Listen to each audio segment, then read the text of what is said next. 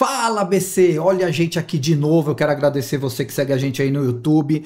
E eu vou pedir para você compartilhar esse vídeo, seguir o canal e não deixar de compartilhar esse conteúdo para o máximo de pessoas que você puder. E também, se tiver alguma pergunta para algum convidado que a gente já entrevistou, coloca a pergunta que a gente manda para ele, manda de volta e te responde, hein? E para não perder esse glamour do programa, hoje a gente está aqui com uma pessoa muito especial, conhece São Caetano de pé a rabo, olha só. Eu tô aqui com o Caio Salgado, advogado e vereador de São Caetano. Caio, prazerzão tá aí. Ale, prazer o meu. Porra, quanta história você tem, a gente tava conversando ali atrás, ele foi me contando cada coisa que, ó, não sai daí que vocês vão se surpreender, hein. Ô, Caio, você é nascido em São Caetano então, né? Nascido em São Caetano. E como começou? O que você fez em São Caetano antes de você iniciar na carreira pública? Cara, eu nasci ali no bairro Cerâmica, né? Ali no aeromodelismo, a gente chamava, hoje Chiquinho. E me criei por essa região, Vila São José, bairro Mauá. Estudei no Alsina, estudei em escola municipal aqui no município. E que eu tenho muito orgulho. São Caetano sempre teve uma base muito sólida nas escolas municipais. Então a gente fez aí toda a nossa parte educacional no Alsina. Depois fui para cursar advocacia, direito na USCS, na verdade. Fui cursar direito na USCS e me formei. E depois segui minha vida profissional na atividade de advogado. Mas tenho toda aqui minha história em São Caetano do Sul. Então você é advogado mesmo, tem um escritório de advocacia, não tem, Caio? Tenho um escritório de advocacia previdenciário. Sou focado aí na Previdência, INSS, questão de aposentadoria. Qual o nome do escritório? Na verdade, eu só coloco como advocacia previdenciária, legal. Não coloco um nome, né? Okay, então, legal. A gente trata como advocacia previdenciária mesmo. Tenho 2 unidades de São Caetano, uma ali na Barcelona, em frente ao supermercado Coop, na Rua Joana Angélica, e tenho ali na engenheiro Armando Arruda Pereira, na Vila São José. Tem uma segunda unidade, a gente abriu aí há quase 4 anos. Então, mais de 15 anos de trajetória no direito. Isso que eu ia falar, você é formado então já tem uns 15 anos já. Me formei em 2006, já estamos aí um bom tempo de caminhada, aí, mas atuando na área aí de mais ou menos uns 15 anos na área previdenciária. Que legal. E essa área previdenciária causa muita dúvida para o pessoal que procura? Muita dúvida, muita dúvida. A gente tem alguns estigmas aí cultural, né? Realmente faltava informação antigamente, muita informação para você poder se aposentar, ou como contribuir, ou a forma que você deveria fazer.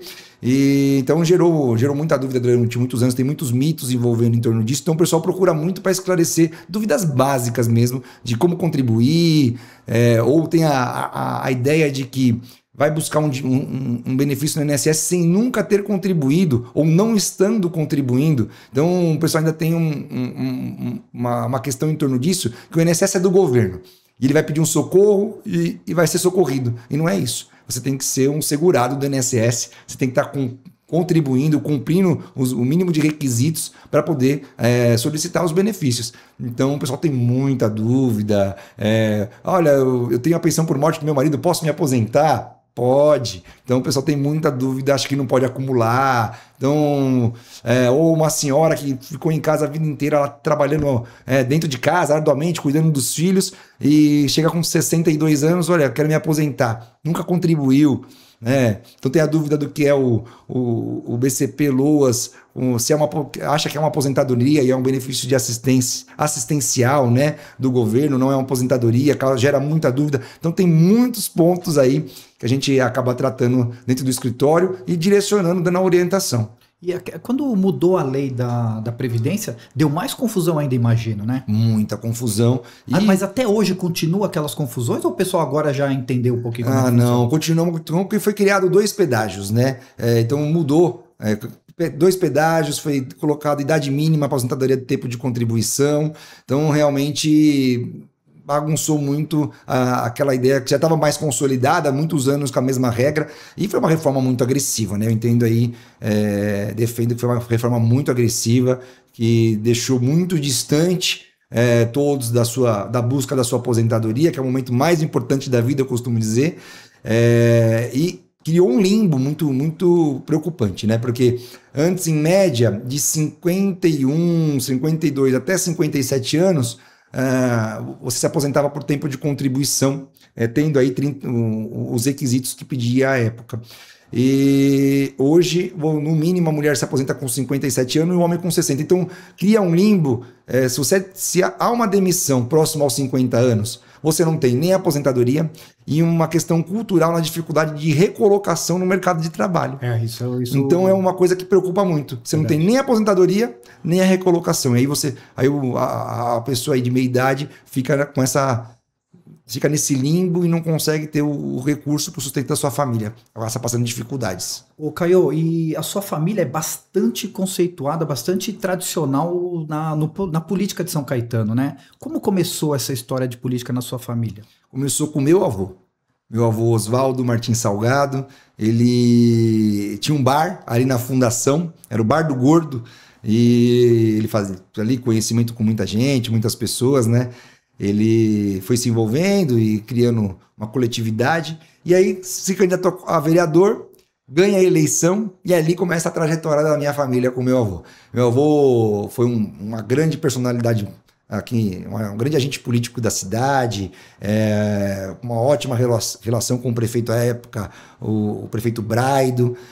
Meu avô teve 5 mandatos de vereador. 5 mandatos de vereador? 5 mandatos. Uma grande atuação, sempre de andar muito na rua, muito presente com a população, né? Então construiu aí a sua trajetória. Depois meu pai acabou dando sequência nesse trabalho do meu avô, sempre participando ali nos bastidores, acabou dando sequência nesse trabalho. Quando o seu avô era vereador, você já frequentava essa logística de vereador já? Na verdade, eu era pequeno, né? Eu lembro de momentos com o meu pai ali, mas não tenho grandes memórias assim. Então foi mais seu pai, assim? Mais meu pai, assim, porque meu avô faleceu, eu tinha 18 anos, convivi um bom tempo com ele, mas ouço falar do meu avô até hoje, cara. Legal. Até hoje você ouve histórias, relatos de tanto que meu avô, de tantas pessoas que meu avô ajudou, que meu avô teve ali, acolheu, né, através da política. Mas eu vivenciei, sim, alguns momentos ali de Câmara, mas eu era mais novo, eu era o filho mais novo do meu pai, né? Então meus irmãos mais velhos participaram um pouco mais. Aí seu pai começou na política também. Aí depois meu avô acabou não se elegendo mais, passou um tempo, meu pai começou a galgar esse espaço. Na época espelhado no pai, né? Houve um lapso de tempo, né? Não foi uma sequência. Espelhado no pai, começou a fazer um trabalho também e acabou tendo uma oportunidade com o prefeito Tortorello. Meu pai foi muito próximo do prefeito Tortorello, fazendo um trabalho muito importante junto. O prefeito Tortorello dá um espaço, uma oportunidade para ele ali no IPASME, que era o antigo... hoje é a antiga Previdência de São Caetano. Hoje todo mundo é seletista aqui, né? O concursado. Antigamente você tinha um apoio ali no IPASME para questão de saúde. Meu pai fez uma baita gestão também, conseguiu se consolidar na administração pública e aí começou a galgar um espaço para poder buscar a vereança, e depois com um trabalho importante na PAI também da minha família, que a gente tem um trabalho muito importante. Meu pai conseguiu aí se eleger vereador, 4 mandatos vereador aqui no município de São Caetano. Olha, o avô 5, o pai 4. O pai 4. E você já tá no... Segundo mandato. Olha só, hein? Tem que alcançar o avô, hein? Olha, rapaz, não sei, vamos ver. Vamos ver o que o futuro reserva pra gente. Então você viveu muito a atuação do seu pai como vereador, né? Aí já com meu pai já vivi bastante, seguia nos bastidores muitos momentos com ele. Sempre tive minha vida... Aí você já se interessou naquela época? Na verdade, eu sempre me interessei desde muito novo, né? Mas eu galguei a minha vida profissional primeiro. Então, eu me foquei muito na minha vida profissional, na advocacia, como advogado, me consolidei como advogado na cidade, mas sempre ali... Mas você via que dava para fazer algo mais? Via que dava para fazer algo mais. Via que estava fazendo algo mais, sempre flertando com a vida pública. E meu pai, no momento que tomou a decisão de seguir outros caminhos na vida pública, aí abre esse espaço, né? A gente também acaba tendo uma lacuna aí de uns 4 anos. Eu faço um trabalho importante também e aí acabo me candidatando e em 2020 me elegendo o meu primeiro mandato para vereador. E os seus irmãos não se interessaram? Meus irmãos não se interessaram muito, não. Você é o mais novo? Eu sou, na verdade, sou o terceiro. Somos em 4 irmãos. Tá. Somos em 4 irmãos. Um seguiu... E só você seguiu a carreira pública? Só eu consegui a carreira pública, só. Os outros irmãos, cada um tem uma sua atividade, se formou, um engenheiro eletrônico, outro engenheiro civil, minha outra irmã veterinária, aí cada um seguiu a sua área, mas todos sempre muito próximo dentro do cenário, eles sempre têm muito interesse, né? Mas nunca seguiram junto, assim, nunca quiseram levar isso para a vida deles, né? Mas a gente tem um espelho muito grande da APAE de São Caetano, eles se interessam muito pela questão social do trabalho que o meu avô fez também, meu pai, então é muito interessante. Ô Caio, e quando o seu pai era vereador, vocês trocavam ideia sobre isso? Você dava bastante opinião para ele? Conversava bastante. Porque acho que daí que vem fala assim, pô, posso fazer mais, Sim. né? Com certeza. Meu pai dava muito espaço pra gente conversar, né, dialogar, né? Ele sempre foi um cara, uma pessoa muito firme, muito séria. Meu pai era de poucas brincadeiras, mas sempre ouvindo, sempre tendo um amplo diálogo com a gente. Então, no início não, quando a gente era mais novo, pai é pai, filho é filho, lógico, né? É natural. Conforme você vai galgando também seu espaço, eu também fui mostrando para ele a minha capacidade de gestão, sempre nos comércios que eu tive. Antes de ser advogado, de concluir a faculdade de Direito, eu tive meus comércios, então acho que com isso você vai mostrando uma firmeza, uma credibilidade para o seu pai mesmo, né? É importante isso, né? Não, a gente tem que se autoafirmar para o pai, né? Para a família da gente, é normal. Com certeza. E aí ele passa a começar a ouvir. Eu acredito que do segundo mandato, um pouco mais, do terceiro mandato em diante, a gente começa a fazer um trabalho mais próximo, de escuta, de troca, aí fica mais bacana. E quando começou a carreira pública para você? Seu pai já era vereador ainda e você conseguiu mandato ou ele já tinha parado? Na verdade, meu pai tinha parado, tá? Na verdade, meu pai foi candidato a vice-prefeito.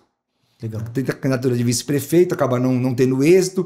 E, na verdade, antes de 2020, eu também saí candidato. Saiu candidato em 2016. Faço uma expressiva votação, 13º mais votado da cidade, mas o coeficiente eleitoral... O pai teve uma participação nessa sua... Teve uma participação muito importante, um incentivo. Ou foi você que foi... Não, partiu de mim à vontade. Tá. Ele muitas vezes falava, não... Tem certeza? Você tem certeza, segue aí sua carreira como advogado, você tá muito bem, voando, tem certeza disso, filho, é uma vida... Porque é uma vida que acaba gerando um desgaste da imagem natural e tudo mais, e uma exposição da família em torno de tudo isso, né? Então, ele sempre preocupado meu pai sempre foi muito preocupado com a família, sempre preservou muito. Então, nessa preocupação, ele falou, pô, tem certeza, é isso mesmo, mas é isso que você quer, eu te apoio. Então, meu pai sempre me apoiou nas minhas decisões, sempre esteve ali do lado, se mostrando muito presente para que a gente pudesse seguir aquilo que a gente escolhesse na nossa vida. Então, foi muito importante. E, na verdade, a vida pública, a minha vida pública, vem muito no sentimento da pessoa com deficiência, de defender a pessoa com deficiência. Por causa da história que Por causa da história com a APAE, né? Que o meu avô tem com a APAE, que o meu pai tem com a APAE. Meu avô, a APAE de São Caetano, ela tinha mais ou menos 4 anos que foi... tinha sido aberta, ela acabou fechando e meu avô já estava vereador, um grupo de mães procura meu avô, fala, poxa, já estamos com esse problema aqui, a APAE fechou, não temos onde levar nossos filhos, o que você pode fazer para ajudar a gente? Ele estava no período eleitoral, ele falou, olha, vou esperar passar a eleição, a gente não consigo ver isso agora, faltava poucos meses, 1 mês, 2 meses para acabar a eleição, vou ver e vou lá ver como que é isso daí. Meu avô não conhecia nada, vou ver o que vocês estão precisando. Aí meu avô vai lá, entende a necessidade deles, e aí conversa com o prefeito à época, com o Braido, e eles reabrem a APAE de São Caetano, que na verdade era nada mais que com a parede, né? Não tinha nada mais do que isso. E aí meu avô faz um grande trabalho na APAE, consolida ali na sua estrutura, parte financeira, e aí depois meu pai vem almejando a vida pública, também ajudou muito meu avô na APAE, e também segue a sua carreira, e eu nasci praticamente dentro da APAE. Nessa construção, minha família está ali à frente da APAE de São Caetano há 57 anos, estou com 42 anos de idade, então eu cresço dentro da APAE. E ali desperta o meu sentimento de vida pública, na verdade. Não é só a atuação do meu pai enquanto vereador ou do meu avô, que lógico que soma, né? Mas o meu sentimento de vida pública nasce dentro da Pai de São Caetano, dentro do nosso dia a dia, do cuidado, do olhar à pessoa com deficiência, e saber que eles sempre têm sempre uma pauta muito fragilizada. Hoje você ouve falar muito nesse tema, né?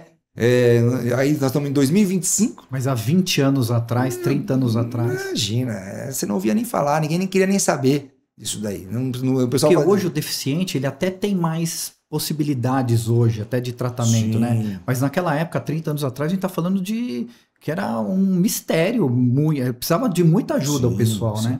Faltava muito estudo científico, casos clínicos, mas foi uma evolução muito grande. Realmente a PAI era uma unidade escolar ali que, na verdade, os pais podiam deixar os filhos para ir trabalhar. Era assim quando começou? Era assim quando começou. Não tinha nada mais do que isso. Era um local, uma sala de aula, vamos dizer assim, com entretenimento ali para ficar, uma ajudante, uma cuidadora, e ficavam ali com os alunos cuidando deles enquanto os pais trabalhavam. E aí, meu avô foi buscar a parte educacional, a parte de escola, para poder ir cuidando deles, que aí nascem as escolas especializadas, especialistas, para poder fazer todo um trabalho com a pessoa com deficiência. E meu pai, quando vem como presidente da PAI, como a época era mais jovem, vem dando um salto de modernidade, investiu muito na instituição, os recursos, e hoje é uma das maiores APAI do estado de São Paulo, a APAI São Caetano. A APAI de São Caetano? É. Que demais. Um trabalho muito importante, muito sério, viu? E o que seu pai, como vereador, fez de mais importante que você lembra para São Caetano? Olha, eu acho que o que minha família traz de legado é o acolhimento à população. O acolhimento à população, não só uma pauta específica, a gente tem como a defesa da APAI, como eu coloquei aqui, uma das principais pautas dos nossos mandatos, né? Porque sempre quando há alguma fragilidade, o recurso que tiram é da instituição, né? Então a gente, como principal pauta isso, ele defendeu muito a pessoa com deficiência, mas acho que a escuta. Você sempre está aberto a receber a população no seu gabinete, está muito presente nas ruas da cidade. Acho que esse é o grande lance do vereador. Você poder estar ali ouvindo as demandas diárias, entendendo a necessidade que a população tem naquele momento. E revertendo isso em indicações, projetos de leis. Eu acho que o grande lance da minha família é essa. Você tá na rua, tá presente, celular do vereador, tem que tocar, tem que atender, tem que responder. Você é muito cobrado na rua? Bastante. Porque eu ando muito na rua, então é normal. Você anda na rua, você encontra pessoas, as pessoas te trazem demandas. Sim. É assim que nascem as demandas. As principais demandas e mais importantes do mandato. Eu poderia ficar no meu gabinete lá pensando em 1000 ideias para poder melhorar São Caetano, dentro da minha ótica. Mas dentro da ótica do morador. Exatamente. O que ele está passando naquele momento. Porque às vezes o que a gente acha que a população precisa é completamente diferente dos pedidos que eles fazem, né? Perfeito. Da necessidade deles. Perfeito. Então a gente vai trabalhar o quê? Com a demanda real. Quando você vai à rua, você tem uma escuta com a população, você abre esse espaço para diálogo. Quando você tem hoje a facilidade do WhatsApp, telefone é muito grande. Quando você tem um telefone que você não tem problema nenhum em dar o seu telefone para ninguém. Porque vida pública é isso. Quem não tem isso tem que ficar fora da vida pública. Vida pública é realmente se doar o seu tempo. É um gesto que você tem que fazer de doação da sua vida para poder acolher os moradores da cidade. E aí, aí a mágica acontece. Quando você está ali disposto a escutar as demandas de acordo com a realidade, a mágica acontece. Por exemplo, às vezes eu penso numa demanda que realmente vai atingir a população, mas para chegar naquilo, muitas coisas precisam ser feitas antes. E foi daí que eu tive um grande lance no meu mandato, que foi fazer as visitas técnicas. Eu faço um trabalho muito importante de Como que funciona isso, cara? Eu visito, nada mais que a fiscalização que o vereador tem que fazer. O vereador tá aí para fiscalizar, né? Então, mas eu criei intitulei como visitas técnicas, né? Um mandato participativo, que a gente escuta a população e que faz a visita, e nos próprios públicos da cidade. Seja ele de saúde, educação, esporte, então, a visita segurança. Técnica, no caso, você faz essa visita técnica. Eu vou até o lugar fazer. Você vai até uma escola para saber como é que está o ensino, Perfeito. Você vai até um hospital para saber como é que está o atendimento, isso. Quanto tempo demora, se tem gente reclamando. Se tem insumos, não tem... É isso. Basicamente, é o trabalho de fiscalizar. Verificar o prédio, tá precisando de uma manutenção, não tá? O que a gente precisa fazer? A quantidade de funcionários aqui atende a demanda? o que a gente pode melhorar? Então, com o nosso mandato pode somar. E no começo, vou te falar, Ale, causou estranheza, você acredita? Por quê? Porque acho que quando... eu sou muito da construção e do diálogo. Quando há uma cobrança, quando você traz uma demanda na forma de construir o melhor para a cidade, dá mais trabalho do que você gravar um vídeo na internet criticando. É mesmo? Ah, muito mais trabalho. Mas muito tu me mais. explica. Porque você vai colher uma demanda. Você vai transformar aquilo num objeto de uma indicação. Você vai demandar e até o secretário despachar com ele, falar com o prefeito, mostrar. Essa construção é o que faz acontecer. Né? Você só ficar lá mandando demanda, gravando um vídeo e tacando pau, eu acho assim. Mas tem gente que faz isso, não tem? Tem muita gente, e tá tudo bem, cada um aí toca o seu mandato. Não é o meu formato. Eu aponto. Cair na rua. Eu aponto problemas na cidade, acho que a crítica é positiva. Claro. Mas eu vou atrás para resolver. Como eu faço para resolver isso? Não adianta eu só apontar a crítica aqui e não resolver ela. Então eu procuro resolver as demandas que vêm. E aí é isso que dá trabalho. Você ir atrás ponto a ponto daquela questão. Então, muitas vezes eu quero uma ideia para melhoria de um serviço de uma UBS. Pô, tô com uma baita ideia aqui para melhorar o sistema de funcionamento das UBS. Mas eu chego lá e identifico que eles estão muito atrás da minha ideia. Então, para chegar na minha ideia, eu preciso construir outras etapas. Resolver algumas coisas antes. Isso, para que aquilo possa ser colocado em prática. Então, eu encontro um cenário de real. E aí eu começo a transformar dentro da realidade. E aí você ouve o funcionário, você ouve o munícipe, você vai em loco entender a demanda, aí você constrói uma ação positiva e efetiva para a cidade. É isso. Ô Caio, voltando um pouquinho, quando você, no seu primeiro mandato, você falou que a primeira tentativa de eleição foi em 16, é isso? 2016, me candidato, sou o 13º mais votado, e por conta do coeficiente eleitoral, né, que é uma regra da eleição, número de partido, né? que é o número, né, dentro do partido para poder eleger um vereador de dentro daquele partido, o nosso partido não atinge e eu acabo ficando fora daquele mandato. Aí continuo no meu trabalho, na construção, porque fui muito bem votado, né? Uma pena, né, não ter tido êxito naquela eleição, mas tudo acontece no momento que é para acontecer na nossa vida, né? Então, com mais maturidade, com mais preparo aí, e com mais. Eu pude me engajar bastante no meu escritório de advocacia, me consolidar, que é onde eu tenho a minha renda principal hoje, que é o que traz o meu sustento, da minha família, e isso acaba sendo muito importante, essa condição na política hoje. Então, aí eu venho em 2020, me candidato, faço uma votação muito próxima, só que num outro partido, com uma composição de chapa muito melhor. 4 anos depois, quase mais ou menos a mesma votação. Quase mais ou menos a votação. É importante isso. É importante. E aí, ganho a eleição em 2020 e faço o primeiro mandato aí dentro dessa questão. Tratamos de várias pautas. E depois, em 2024, a gente tem uma nova eleição, com trabalho de 4 anos. Tive um aumento de 1.017 votos a mais, aí venho para 2.462 votos, que é aí que mostra que o nosso trabalho funcionou. O pessoal gostou, teve uma aceitação, porque convencer 1.017 pessoas a mais, manter as 1.400 e convencer 1.017 pessoas a mais, é um cenário que mostra a importância do nosso trabalho. E a gente tratou de muitas pautas interessantes no mandato, então acho que tudo isso fortaleceu. Foi um mandato muito atuante, o primeiro mandato. E aí consolidou a gente no segundo mandato. Como que é chegar na câmera lá, primeiro dia? Como que é isso? Você fica meio perdido? Olha, fica porque... Ou você, como você já tinha o costume do seu pai, eu acho que foi mais natural? Eu tinha uma conversa a gente tinha um trabalho muito de bastidor, hein, meu pai, de dialogar. Como eu tinha... para não ser redundante, mas eu tinha a minha atividade principal, que era a advocacia, né? Eu fui empresário antes de me formar em direito, depois a advocacia, eu tinha meus afazeres fora, né? Então, quando meu pai estava vereador, eu dificilmente conseguia ir nas sessões. Por quê? Porque eu estava trabalhando. Sim. Então eu não conseguia estar lá. Era tarde as sessões, né? No período da tarde. E aí eu participava muito mais de bastidores, dos diálogos dos meus bastidores, quando eu conversava com meu pai, ia lá fazer uma visita para ele, ou no dia a dia em casa, a gente conversava sobre isso. Mas efetivamente, os trabalhos da Câmara, eu não estava lá, né?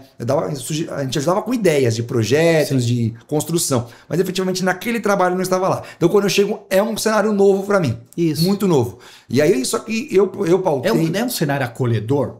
Ou ele assusta no começo? Não, olha, eu tive um cenário acolhedor. Legal. Eu não tive um cenário de só botar pilha, nem nada. Tem os que botam pilha, natural, mas eu tive um cenário muito mais acolhedor. Legal.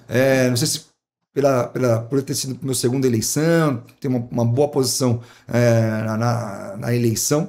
Acho que fui bem acolhido naquele momento ali. E montei meu gabinete tecnicamente. Acho que isso me ajudou muito no primeiro mandato. Essencial, né? Essencial. Só pessoas do ramo. Só pessoas do ramo.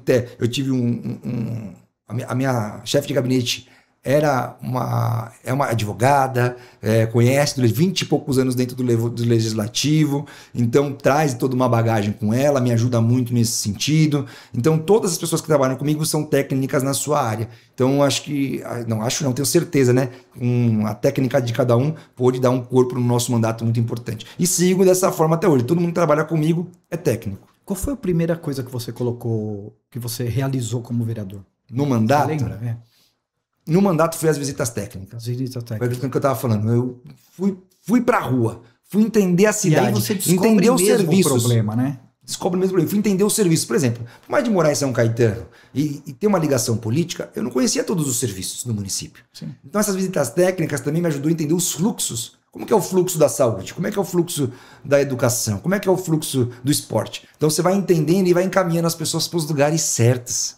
Então a pessoa te pergunta uma demanda, olha, a entrada é por aqui, faz esse procedimento. Então você começa a ter mais propriedade na orientação e também na busca de melhoria dos serviços. Então a visita técnica foi uma das coisas que eu imprimi o primeiro resultado assim de cara. E uma luta muito grande contra a Enel, né? Eu travei uma batalha muito grande contra a Enel no primeiro mandato, que é uma péssima prestação de serviço aqui no município. Aprovei 2 projetos de lei muito interessantes que pune a Enel pela má prestação de serviço deles. Então isso com multa, né?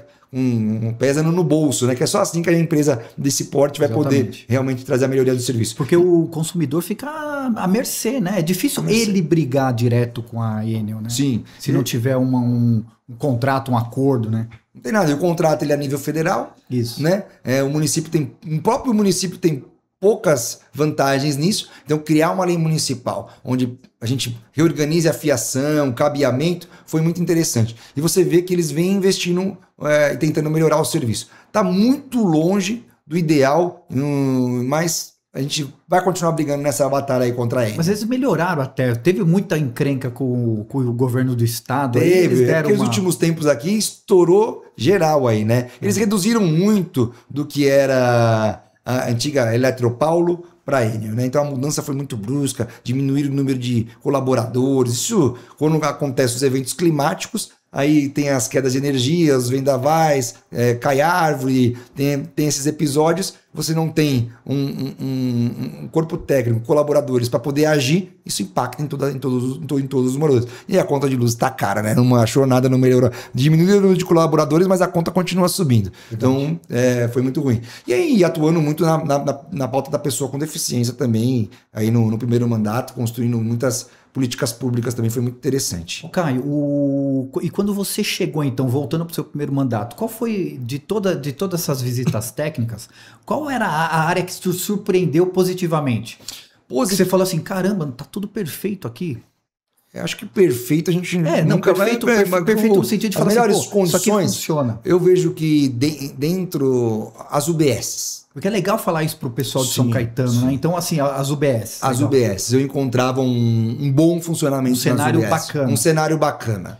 Lógico que sempre tinha cada uma a sua particularidade que a gente trazia, mas as UBS eu encontrei sempre um cenário muito bacana. Essa porta de entrada para o munícipe era que eu via de forma mais organizada e que ofertava maior número de serviço com mais agilidade. E qual foi o pior serviço? O pior serviço... O pior, assim, não estamos falando que era péssimo, nada, mas assim, o que você falou assim, pô, aqui dá para melhorar bem, tem mais margem para melhorar?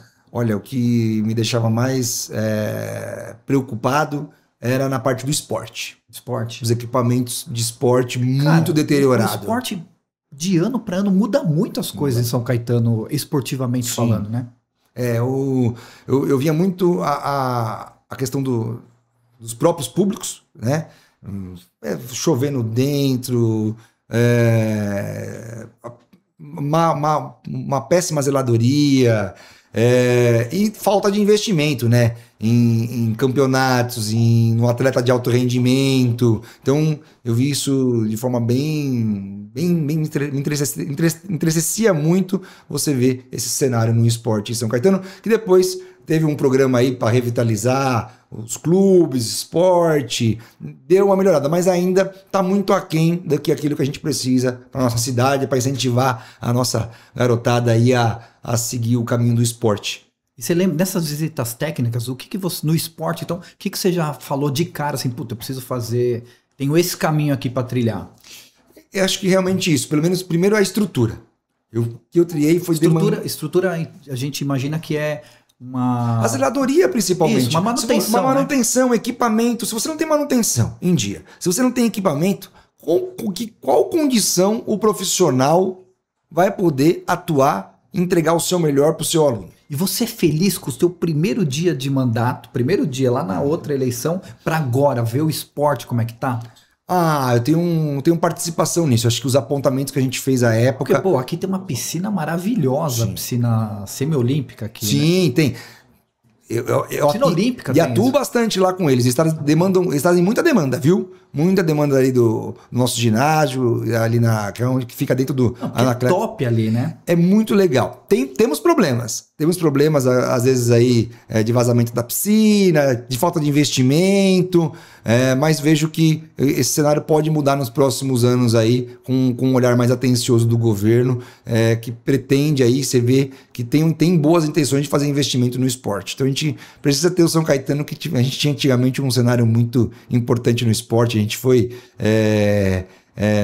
aí campeão intermunicipal, estadual, brasileiro. Então, acho que gostaria de ver São Caetano.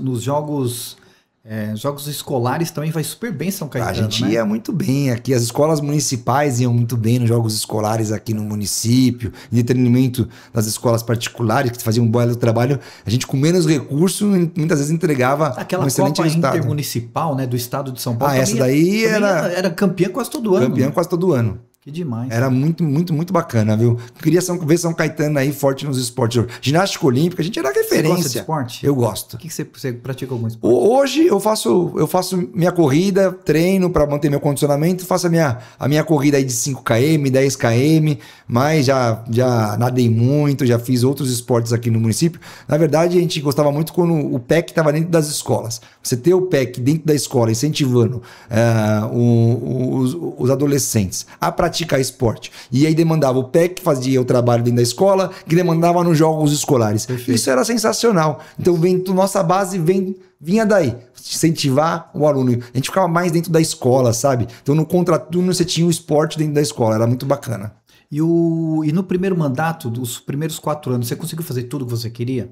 Ou você já levou pro segundo assim e falou, pô, agora eu vou conseguir dar conta disso aqui? No primeiro mandato eu tive pautas muito importantes. Eu entrei aí no canabidiol, tive uma pauta muito interessante no canabidiol. Na terceira idade eu faço um trabalho muito importante. Essa tua ideia, essa tua luta foi mais baseado numa necessidade da PAI? Foi através de uma mãe, de uma criança atípica, a gente tinha muita amizade e ela começou a demandar esse assunto e falou, a filha dela teve uma melhora comportamental muito expressiva. É científico. Científico e, olha, científico e quando a gente vê com nossos olhos a mudança, aí você fala, poxa, isso aqui é legal.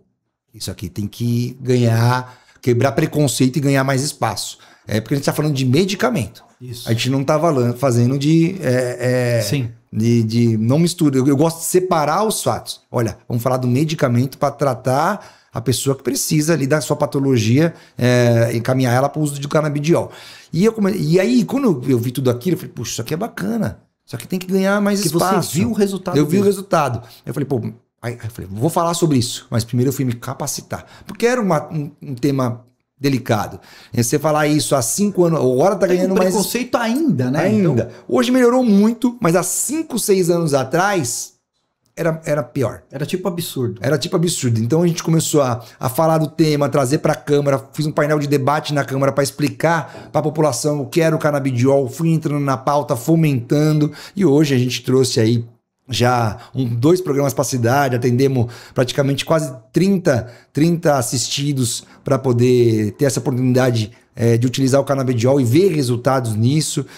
Estamos para firmar uma grande parceria agora com uma associação de canabidiol que vai fornecer gratuitamente aqui no município o canabidiol. Então, estamos trabalhando muito forte, muito forte. Acho que o canabidiol está abrindo muitas portas aí para que a gente possa aí ter o controle, ter uma qualidade de vida para muitas patologias que a gente tem hoje dentro da pessoa com deficiência, TEA, epilepsia, Alzheimer, tem depressão, estresse. Você tem uma gama muito grande hoje que o canabidiol vem mostrando grandes avanços, grandes resultados. Então foi uma pauta do nosso primeiro mandato que a gente deu passos largos e pretendo, claro, continuar com essa pauta, porque ainda tem muito a gente a desmistificar, a luta ainda é muito grande. Quanto mais pessoas fomentando o tema, óbvio, eu entendo que a gente consegue pautar isso em outros cenários, no governo do estado, governo federal, isso tudo vai crescendo. Então é muito interessante. O deficiência física é uma parte muito importante no seu plano de mandato, né? É a principal. Eu acho que é o meu principal sentimento de vida pública, né? Foi o que eu falei. Então eu sempre procurei demandar programas para atender. Hoje agora esse ano aqui que fechamos um projeto muito interessante com o deputado Alex Manente, que destinou R$2 milhões para o município para cuidar da saúde mental da mãe e do pai da criança atípica daqui do município. Então, não só no primeiro mandato cuidamos muito da pessoa com deficiência, com criança com TEA, agora identificamos que a gente precisa cuidar também dos pais. Então, cuidar de quem cuida, né? E como que isso funcionaria? Nós vamos ter um programa a partir de janeiro do ano que vem, que vai atender a mãe e o pai com psiquiatra, com psicólogo, com oficinas. Então, é muito bacana essa preocupação. É muito. Então, vai ter oficinas. Porque quando tem um deficiente na família, muda toda a rotina da família inteira, não é só do deficiente. E normalmente, normalmente é a mãe, né? Mas a gente vê casos que é o pai, depende ali da questão social, quem tem o melhor emprego ali, o pai ou a mãe acaba indo para a rua trabalhar e o outro e a outra pessoa acaba ficando ali dentro de casa, tendo que se dedicar num tempo praticamente integral às necessidades da pessoa com deficiência. Então, cuidar dessa pessoa, oportunizar ali para ela uma oficina de empreendedorismo, um momento de uma aula de pilates, yoga, a gente está partindo para isso, para realmente trazer possibilidades para a mãe da criança ou para o pai desse assistido em poder cuidar um pouco dele, olhar um pouco para ele. Já começa agora? Em janeiro começa esse programa com a parceria do deputado Alex Manente e prefeito Tite Campanella aí, encabeçando com a prefeitura, o executivo ajudando a gente nesse projeto, que vai ser lá na Pai de São Caetano do Sul. Muito bacana. Uma das maiores do estado. Uma das maiores e melhores do estado e do país. Legal. Parabéns, isso, Caio. Puta projeto. Baita projeto. Muito interessante isso, né? Uma baita necessidade pro familiar, né? Sim. E aí também tem uma pauta muito interessante no nosso mandato, que é o idoso. Eu sou muito presente nas terceiras idades aqui do município. E São Caetano tem uma população grande de idosos. Uma população grande de idoso e você pensar no envelhecimento saudável, né? Com projetos como a terceira idade que tem aqui no município, a gente tem 7 centros de terceira idade no município. A gente já frequentei outras cidades, outras terceiras idades, não tem o que tem em São Caetano. Então a gente tem aqui. Começou tudo como um grande centro de convivência, mas hoje nós temos a parte de saúde, né? Você tem ali fisioterapia, você tem psicologia, você tem psiquiatra, você tem a parte esportiva, então você tem ali aula de pilates, musculação, ginástica, você tem as oficinas culturais também lá dentro, artesanato. Então hoje a terceira idade entrega um grande projeto de envelhecimento saudável para o idoso aqui no município. E eu me interesso muito nessa pauta, sou muito atuante, estou sempre presente no Centro de Terceira Idade, apoiando o projeto, procurando melhorias de estrutura, equipamentos, para a gente poder atender o maior número de idosos aqui do nosso município, né? Nesse meu primeiro mandato, a minha última conquista para São Caetano foi o Centro de Terceira Idade de Guimarães Mangaroto, ali no bairro Mauá. Foi um trabalho muito importante, atuei muito presente. O trabalho foi tão significativo que, à época, o prefeito teve que construir um centro de terceira idade ali. Tamanho, divulgação e trabalho que a gente fez ali no bairro Mauá. Então, acabou tendo que construir um centro de terceira idade que estava ali improvisado. Ele teve que... Aí foi reformado o centro de terceira idade, que era o Coriolano, ele voltou para o seu lugar de origem. Quando ele voltou, a população do bairro ficou desassistida. Só que era muita gente. Foi um abaixo-assinado de mais de 300 pessoas. Que demais. Aí, preciso fazer um centro de terceira idade aqui. Aí a gente conquistou um centro para aquele bairro. Foi um trabalho muito importante. Foi assim, para fechar o mandato com chave de ouro, a gente conquistar um 7º centro de terceira idade aqui para o município de São Caetano. Quando acaba assim. Aí dá orgulho quando começa. Começamos muito bem, tive muitas frentes de trabalho. Tanto que agora eu tive que reorganizar. Pô, peraí. Você começa... Quando você está disposto, né? E eu continuo disposto, mas... Você vai pegando, você vai entendendo as demandas. Só que a gente começou a abrir muito leque. Agora eu tô olhando para todas as frentes, não vou abandonar nenhuma, mas reorganizando elas e para poder realmente a atuação não ficar. Você começa a olhar para tudo quanto é lado, você começa, parece que, perder foco. E é isso que eu não quero. Acho que você põe menos energia em cada coisa, Isso, né? Então isso me preocupou agora. Então eu terminei o segundo mandato exatamente isso, gastando energia em muitas frentes. E não dá para o vereador cuidar, um vereador cuidar de tudo. É por isso que nós temos mais vereadores na cidade. Lógico. Para todo mundo aí poder ter a sua atuação. Mas eu tinha muitas frentes. E aí, deixa eu organizar aqui. Fiz um balanço esse ano, atuando, claro, sem parar de trabalhar, atuando pela cidade, mas reorganizando, fazendo um balanço para efetivamente a gente colocar novas ações dentro das pautas que a gente vem trazendo. E lógico, ouvindo a população, se vier uma outra pauta interessante, a gente vai trabalhar para São Caetano do Sul. Caio, e esse decreto, o 12686? Isso é um decreto... É um decreto, né? 12686. É um decreto... Explica, pessoal, o que é? Olha, é um decreto criminoso, a gente vai chamar assim. O que estava sendo posto nesse decreto era realmente acabar com as escolas especializadas, né? Hoje, o pai e a mãe têm direito de escolher da escolha. Lógico, dentro de uma avaliação, né? Então, como que funciona o fluxo hoje da educação? Todas as crianças têm que ser matriculadas via Secretaria da Saúde do seu município e destinada a uma escola regular. A gente é a favor da inclusão daqueles que têm condição de estar numa sala de aula de uma escola regular. A gente é a favor. Mas tem os que não têm condições de estar ali. E como que a gente faz? Infelizmente, o governo federal, municipal não investe, né? Então traz esse cenário agora preocupante. Então a mãe podia falar, olha, junto, lógico, com o trabalho ali, com a avaliação da Secretaria de Educação, que é apropriada, com pessoas técnicas, avaliava, essa criança aqui não tem condição de estar na escola regular, ela tem que ir para uma escola especializada, como a PAI, por exemplo, né? Ou o AMAS, que a gente tem aqui no município. Então são duas frentes que a gente tem aqui. Em São Paulo tem o Colégio Paulista, e a PAI em outros municípios também. São várias frentes de escolas especializadas. A PAI é um dos maiores movimentos que a gente tem aqui no estado de São Paulo. São mais de 300 APAIs, né? Então, diretamente afetava esse movimento apaiano, que é muito forte. Então, esse decreto, o que ele faz? Ele tira a APAI do sistema de educação.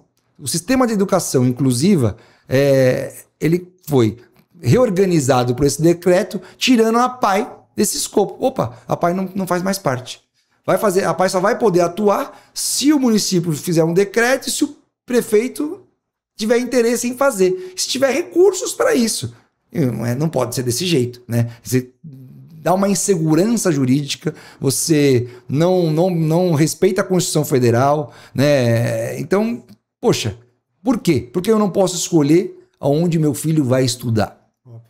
Não tem sentido. É mais ou menos que eu proibi você do seu direito de ir e vir.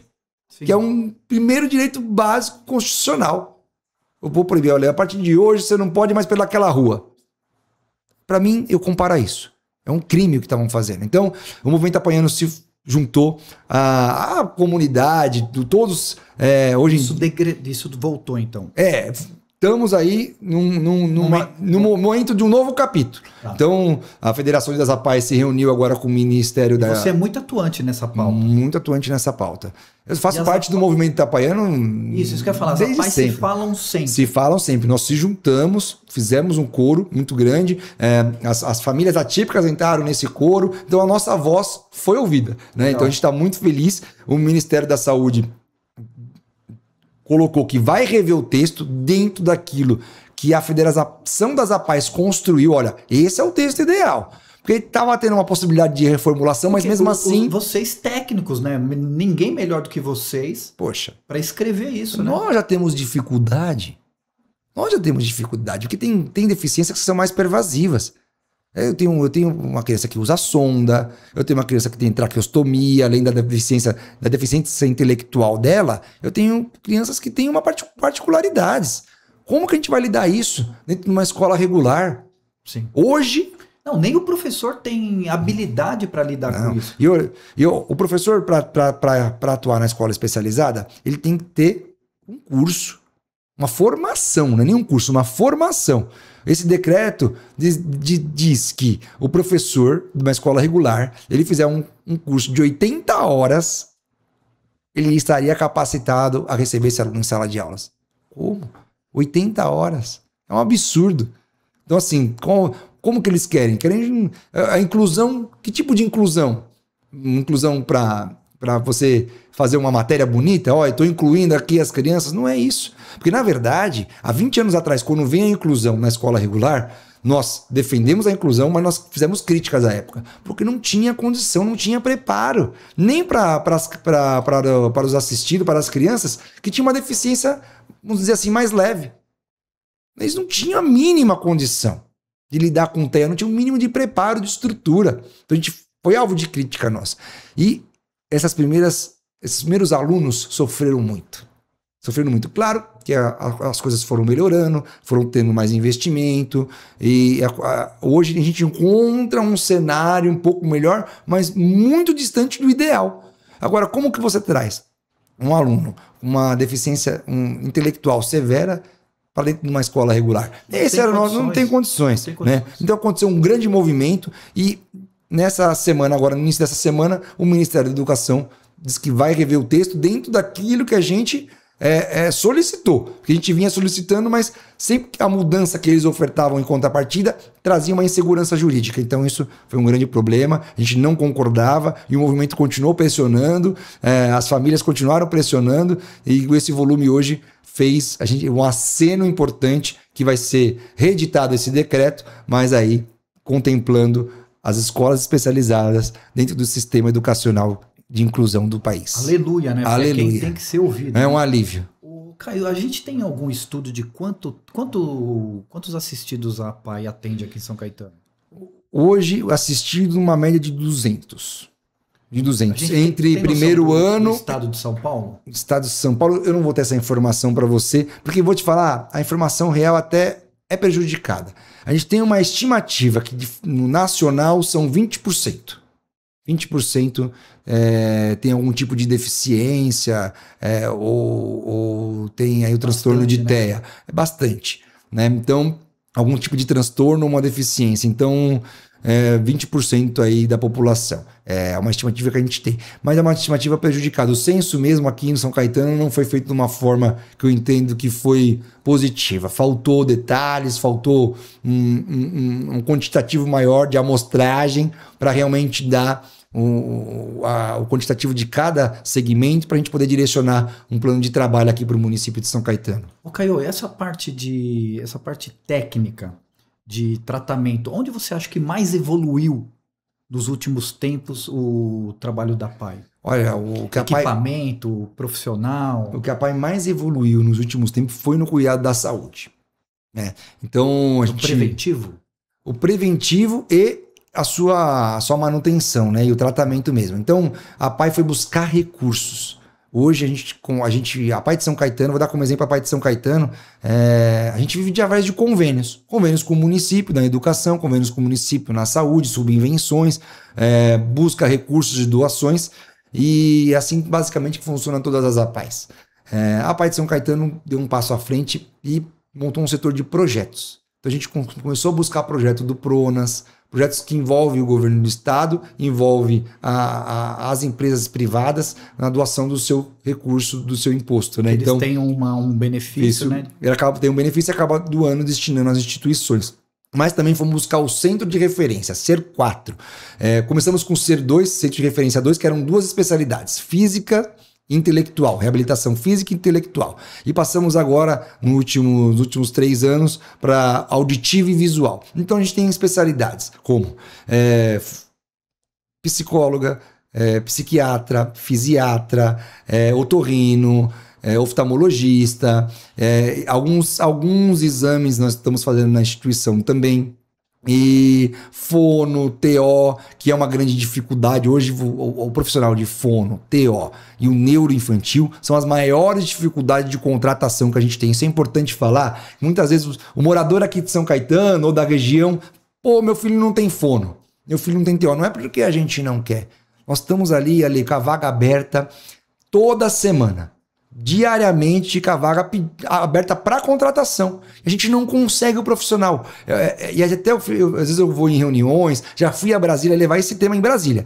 Como que a gente pode fazer para comunicar a nossa juventude que está aí, saindo do seu colegial, vou chamar de colegial aqui, sim, né?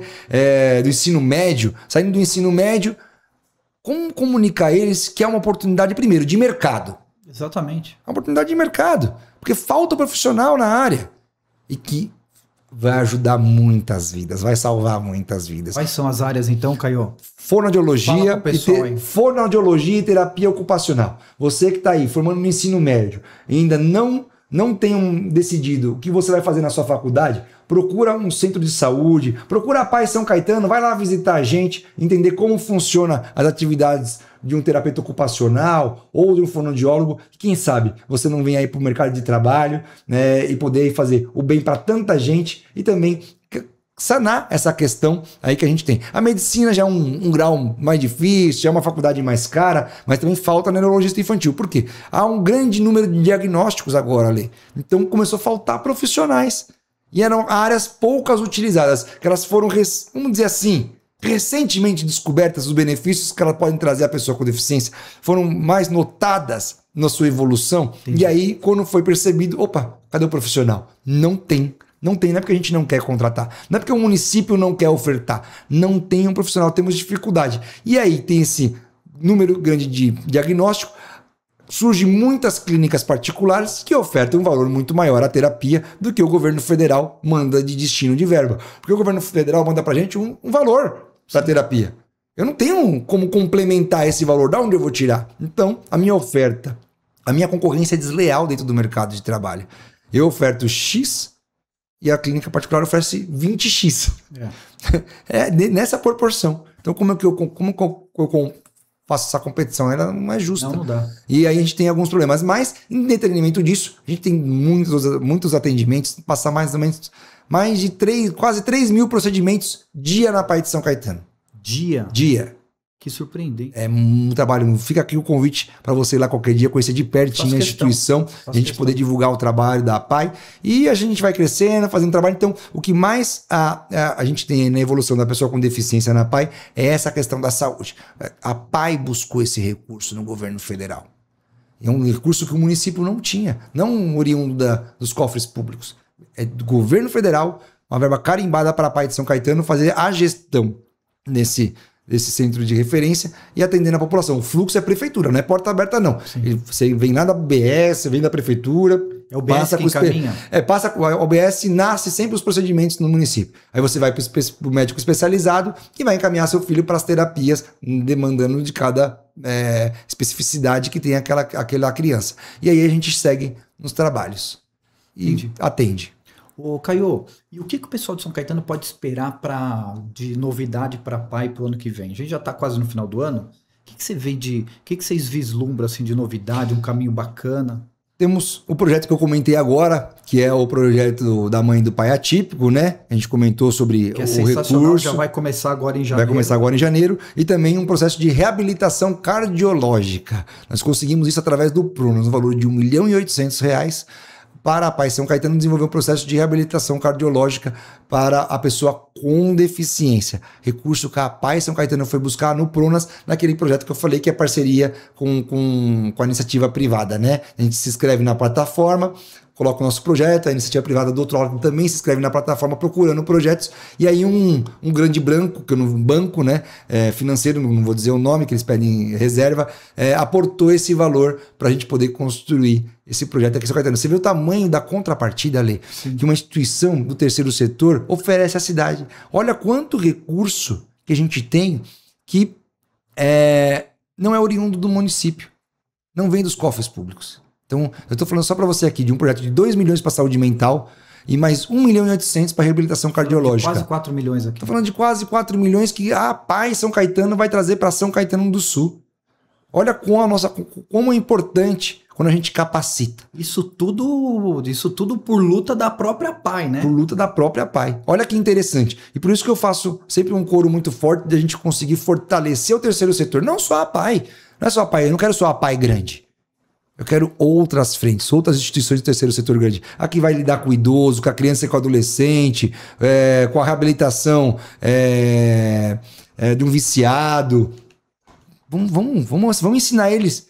A PAI São Caetano está de portas abertas para ensinar receita, que não está para esconder nada, não. A gente quer São Caetano grande, quer o terceiro setor grande, quer que realmente faz a diferença, que faz acontecer aqui. É um serviço essencial o terceiro setor para o município de São Caetano. Seja ele qual frente ele tem. É muito importante. É isso. Ô, Caio, a gente tá terminando.